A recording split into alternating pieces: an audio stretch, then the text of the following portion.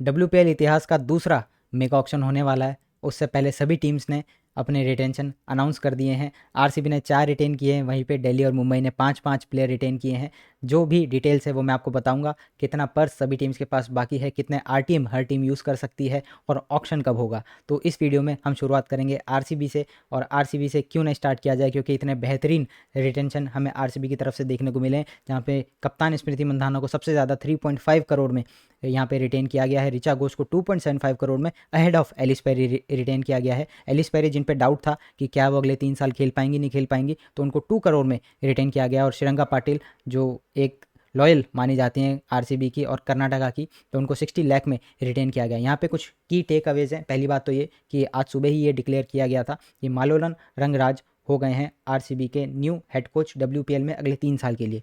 तो श्रीलंका पाटिल को लेके उनका थोड़ा फेवर रहता है, तो उन्होंने वहाँ पे अपनी वीटो पावर यूज़ करी और कहा कि श्रीलंका मुझे रिटेन करनी है। और श्रीलंका पाटिल भी इस चीज़ को अग्री करी होंगी कि 60 लाख कोई बहुत बड़ा अमाउंट नहीं है, शायद से वो ऑक्शन में जाती तो और भी ज़्यादा यहाँ पे उनको प्राइज़ मिल सकता था या नहीं मिल सकता था, दोनों केस हो सकते थे। तो यहाँ पे उन्होंने एक सेफ जो एरिया है उसको चुना, क्योंकि इंजरी से वापस आ रही है। WCPL ये जीती हैं फिलहाल, लेकिन वहाँ पे उनका फॉर्म कुछ ज़्यादा अच्छा नहीं था। और उसके बाद इंडिया टीम में भी इनकी वापसी अगर होनी है तो वो आरसीबी से ही हो पाएगी। तो मुझे लगता है कि श्रीलंका पाटिल का जो मूव है आरसीबी के लिए वो एकदम सही है। 60 लाख में बिल्कुल भी आपको बुरा रिटेंशन नहीं है। 5वां रिटेंशन आरसीबी ने नहीं किया, क्योंकि उनको लगता है कि जो अभी उनके पास अनकैप्ड प्लेयर है उसमें से कोई भी अभी इस 5वें रिटेंशन स्लॉट के लिए सॉलिड नहीं है, क्योंकि अगर आपको 5 रिटेन करने तो उसमें एक अनकैप्ड प्लेयर होना ज़रूरी है, ये रूल था वो। और वहीं पे अगर मैं बात करूं कि आरटीएम, तो आरसीबी के पास आरटीएम एक बचा है। अब वो या तो यूज़ करना चाहें तो फास्ट बॉलिंग पे यूज़ कर सकते हैं, जिसमें रेणुका ठाकुर या किम गार्थ,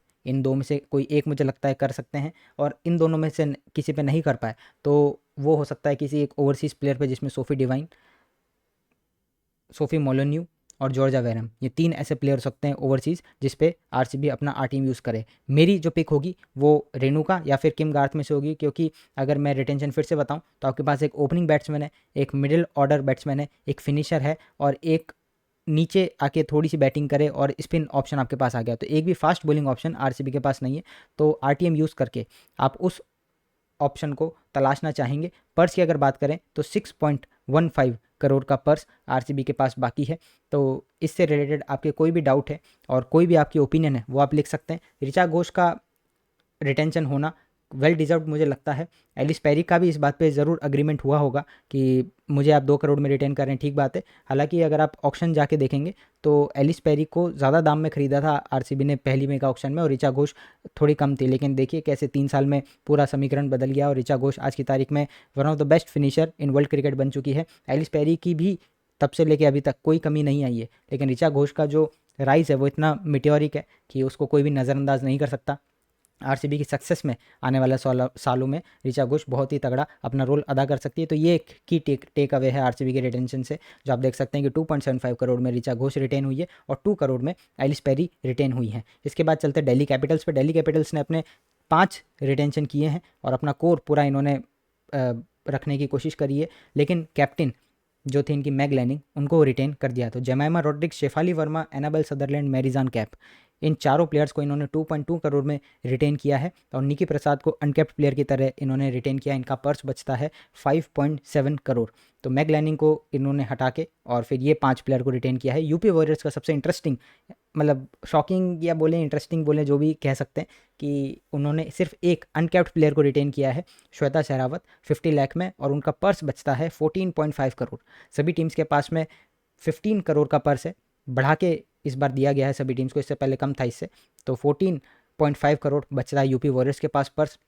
वहीं अगर गुजरात की बात करें तो 2 आप ओवरसीज़ प्लेयर इस रिटेंशन के दौरान मैक्सिमम रिटेन कर सकते थे, तो गुजरात ने उसका पूरा फ़ायदा उठाते हुए 2 ओवरसीज़ प्लेयर रिटेन किए हैं, एशले गार्डनर और बेथ मूनी। एशले गार्डनर को 3.5 करोड़ में और बेथ मूनी को 2.5 करोड़ में, दोनों ऑस्ट्रेलियन लेजेंड्स आप कह सकते हैं। और इनका पर्स बचता है 9 करोड़। तो काफ़ी अच्छा यहाँ पे एक बिडिंग वॉर देखने को मिल सकता है ऑक्शन में गुजरात और यूपी के बीच में किसी एक बड़े प्लेयर के लिए। कौन से बड़े नाम भी रिलीज़ हुए हैं वो भी मैं आपको इस वीडियो में ज़रूर बताऊंगा, जिन पे बड़ी बोलियां लग सकती है। मुंबई इंडियंस की बात करें, last but not the least, the most successful team in WPL history. 3 में से तीनों सीज़न वो प्लेऑफ के लिए क्वालिफाई करे हैं, 2 बार वो टाइटल जीते हैं। और दिल्ली कैपिटल्स इसके बाद आप कह सकते हैं कि सक्सेसफुल तो नहीं लेकिन कंसिस्टेंट टीम, क्योंकि वो 3 फाइनल खेले और तीनों हारे। उसके बाद में सक्सेसफुल के नाम पे तो आरसीबी के पास अपना इतिहास का सबसे बड़ा और सबसे पहला टाइटल आया था स्मृति मंदाना की कप्तानी में 2024 में दिल्ली के अंदर, तो उसमें भी दिल्ली को हरा के ही आरसीबी ने 2024 में टाइटल जीता था। तो मुंबई इंडियंस की अगर रिटेंशन की बात करें तो यहाँ पे भी कुछ की टेक अवेज होंगे, जहाँ पे नेट स्कीवर ब्रंट को ahead of Harmanpreet Kaur retain किया गया है 3.5 करोड़ में, हरमनप्रीत कौर को 2.5 करोड़ में रिटेन किया गया है, हेली मैथ्यूज़ 1.75 करोड़ में रिटेन हुई हैं। हेली मैथ्यूज़ और एमिलिया कर के बीच में कशमकश थी कि किसको रिटेन करेंगे, लेकिन यहाँ पे फाइनल मुहर जो है हेली मैथ्यूज़ पे लगी है। अमनजोत कौर को भी यहाँ पे रिटेन किया गया है, जो रिसेंटली वर्ल्ड कप जीती हैं और फाइनल में वो कैच लॉरा वॉरवाट का जो इन्होंने पकड़ा था वो काफ़ी ज़बरदस्त था, तो 1 करोड़ में रिटेंशन हुआ है अमनजोत का। और जी कमलिनी तमिलनाडु की अंडर 19 विकेट कीपर बैट्समैन, ज़बरदस्त ओपनिंग करती हैं, तो उनको 50 लाख में यहाँ पे रिटेन किया गया है। तो जो बड़े कुछ प्लेयर रिलीज़ हुए हैं उसका अगर मैं बताऊं तो उससे पहले पर्स की बात कर लेते हैं। मुंबई इंडियंस का पर्स है 5.75, तो मुंबई और दिल्ली दोनों ने अपने पाँचों प्लेयर रिटेन किए हैं, तो इसलिए उनका पर्स बनता है 5.7 करोड़। और यहाँ पे गुजरात के पास 9 करोड़ है, यूपी वॉरियर्स के पास 14.5 करोड़ है और आरसीबी के पास 6.15 करोड़ है, यानी कि सबसे ज़्यादा पर्स और सबसे भारी पर्स के साथ में ऑक्शन में उतरने वाली यूपी वॉरियर्स। कुछ बड़े नाम जो इस बार ऑक्शन में आएंगे वो है मैग लैनिंग, जो दिल्ली को लगातार 3 बार फाइनल में लेके गई है WPL में। वहीं पे बात करें तो Deepti Sharma player of the tournament अगर बात करेंगे इस वर्ल्ड कप की जो रिसेंटली कंक्लूड हुआ है, और फाइनल में भी एक बेहतरीन परफॉर्मेंस 5 लिया था और बैटिंग से भी काफ़ी अच्छे रन्स किए थे। एमिलिया कर, जो मैंने बताया कि हेली मैथ्यूज़ और कर में से किसी एक को इनको रखना था, क्योंकि ऑलरेडी एक ओवरसीज़ नेट स्कीवर बंट को ये पहले से ही रिटेन कर चुके थे, तो एमिलिया कर। एलिसा हीली ऑस्ट्रेलियन कैप्टन और विकेट कीपर बैट्समैन, वो भी रिलीज़ हो गई हैं। लॉरा वॉलवाट जो काफ़ी यंग है और साउथ अफ्रीका की कैप्टन थी, लेकिन यहाँ पे अगर आप देखेंगे तो गुजरात के पास ऑलरेडी 2 ओवरसीज़ रिटेंशन हो गए, तो और ओवरसीज़ प्लेयर को रिटेन नहीं कर पाए, तो आरटीएम उनके पास 3 बचते हैं, तो वो आराम से इनको वापस आरटीएम भी कर सकते हैं।